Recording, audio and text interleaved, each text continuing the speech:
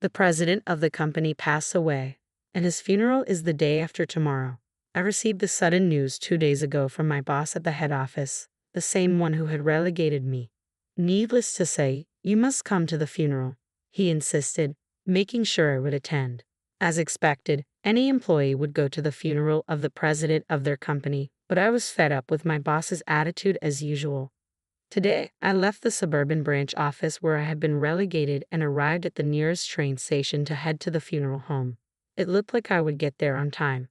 As I was about to walk through the ticket gate, I saw a woman pushing a wheelchair, struggling at the ticket counter. She seemed to be seeking help from the station attendant, who appeared uncomfortable.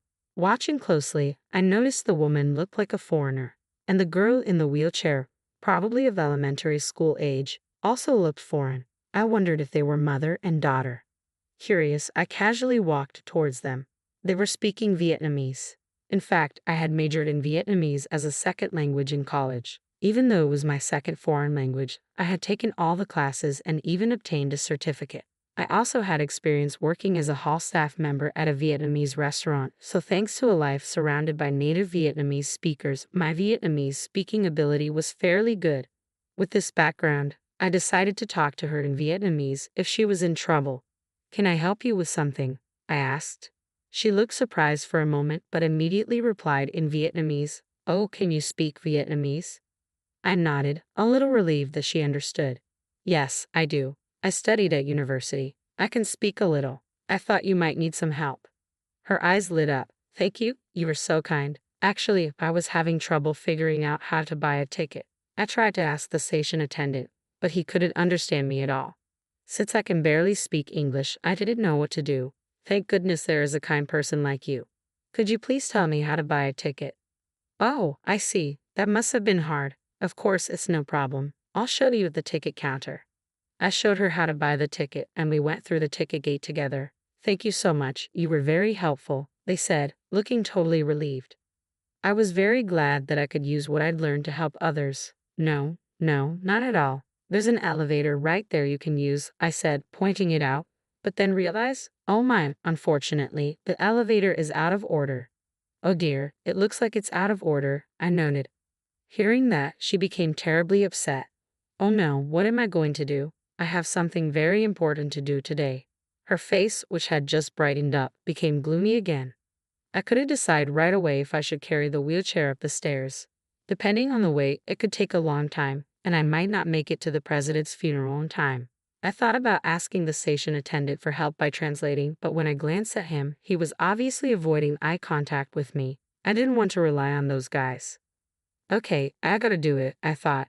I didn't want to come this far and just abandon them. I made up my mind. "If you want, I can carry your wheelchair up the stairs. Can you carry your daughter on your back?" "Yes, I can. Thank you," she replied happily. She picked up her daughter from the wheelchair, and I folded it up and carried it. It was quite heavy. Was it made in a foreign country or domestically? I had never carried wheelchairs before in my life, so I couldn't compare. I managed to carry it up the stairs. "Are you all right?" she repeatedly asked, even though she was also carrying her child on her back. "I'm fine. I think she is heavier than the wheelchair, isn't she?" I pretended to be calm and climbed the stairs. "I'm fine. I'm used to carrying my daughter on my back," she smiled. We reached the landing in the middle of the stairs and decided to rest there. "I'm sorry it's too late to ask you, but weren't you on your way somewhere? I thought you might be in a hurry." Yes, actually I'm in kind of a hurry." For a moment, I remembered my boss's face and answered with a smile. She suddenly realized, "Oh no, don't worry about us, you just go ahead." She said that, but there was no way I was leaving them in the middle of the stairs like this. There was absolutely no way she could carry this heavy wheelchair up by herself. "No, it's okay. You're more important. Let me help you to the end," I insisted. I checked my watch. I could still make it to the funeral just in time. After a short break to regain some strength, I climbed the rest of the stairs, little by little. "Hang in there, mister. Thank you." Her daughter cheered me on. Finally, we made it to the top. "We made it. We made it," I exclaimed. "I'm so glad. Thank you so much for your help." Thank you," she said, and the three of us shared the joy of reaching the platform. At that moment, we heard an announcement from the station. "The train will be leaving soon." "Oh no." I reflexively tried to run to catch the train, but the doors closed and it left. Oh my God, I muttered. Without that train, I would miss the president's funeral and be late. I'm sorry, it's my fault you missed the train, she said, apologizing profusely. I didn't want to make them feel worse than they already did. It's going to be all right. I'll figure something out, I replied, smiling to reassure her. While waiting for the next train, I called my boss, but he didn't answer. He was probably busy. I was anxious and impatient, but also a little relieved. I put her daughter back in the wheelchair and finished my task. As we sat on the bench, I decided to ask the question that had been on my mind. Do you two live here? Actually, got married and just moved here, but things have been a bit, she trailed off, not wanting to elaborate. It's okay, you don't have to talk if you don't want to. I'm sorry for asking a private question. I quickly apologized. In the meantime, time was passing. The next train was in 15 minutes. I looked at the timetable and sighed involuntarily. The thought of my boss being angry with me again was depressing, partly because I would be late for the president's funeral, but also because I didn't want to see him after a while. Is it possible that there's something else bothering you besides being late? She asked, startling me with her insight.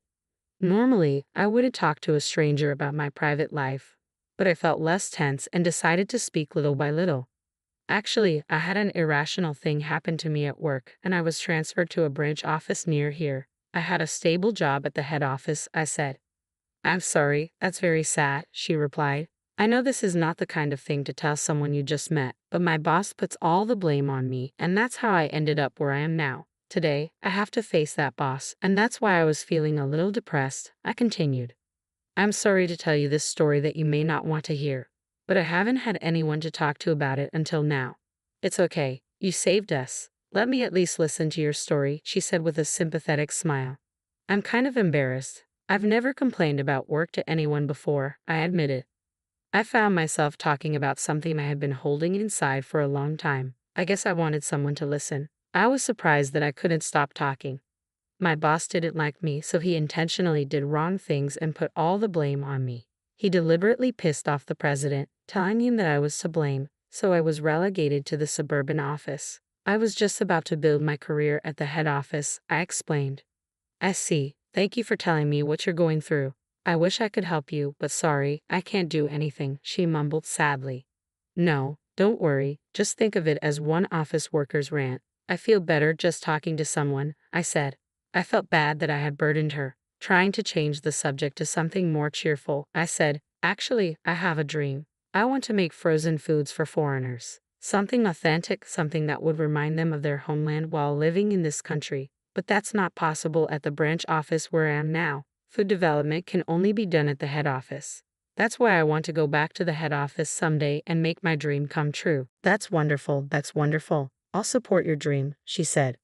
While we were talking, the train arrived. I helped them get on, and coincidentally, we got off at the same station 2 stops away. Thank you for listening to my story. Now, excuse me, but I must hurry, I said, rushing towards the ticket gates. Thank you very much, thank you. They waved their hands and thanked me in English. When I arrived at the site, the funeral was nearly over. My boss was glaring at me while the priest was praying. I had messed up. My head hurt just thinking about what would happen next. I was trembling during the entire ceremony. Right after the ceremony ended and the coffin was placed in the hearse, my boss approached me. Hey, I have something to tell you. I need to talk to you. Yes, I replied. He took me to a private room, and the moment the door closed, he started yelling at me. Who do you think you are, you blinking fool? What are you doing showing up late for the president's funeral? I'm sorry. I was helping some foreigners at the train station, and I got delayed. I tried to explain. Helping people and foreigners is none of your business. Just leave such foreigners alone. He yelled so loudly that people outside the room could hear. The managing director and other employees rushed to the scene. What's going on here? The managing director asked. I thought it was inappropriate for him to be late for a funeral, so I scolded him, my boss said. I see. Being late is not good. So why were you late? The managing director asked me. Well, he said he was helping a foreigner, and I told him to leave that kind of thing alone. My boss interrupted. Just then, a young man who had been listening at the back of the crowd stepped forward. Wait a minute. What did you just say? The boss glared at the resolute young man. What is it suddenly? Excuse me, who are you?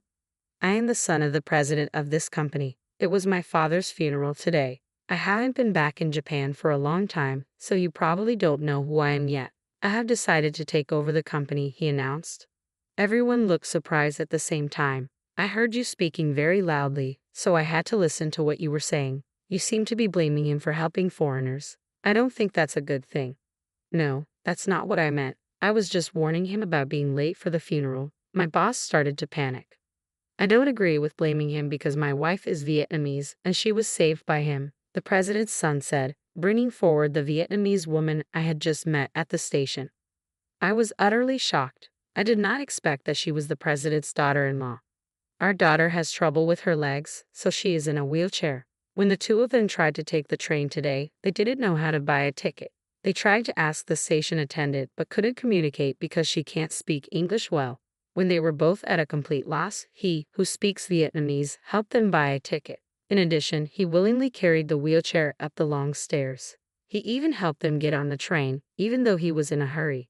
That's what my wife told me. My wife, my daughter, and I are very grateful to him. It is outrageous to scold him for that, he said firmly. My boss shuddered. No, I didn't know that. I'm sorry, he stammered. The atmosphere was tense, but I felt a sense of relief knowing that my actions were understood and appreciated by someone who mattered. The next president was furious. Not only were you very rude to foreigners, but you also have the nerve to show up late for the funeral.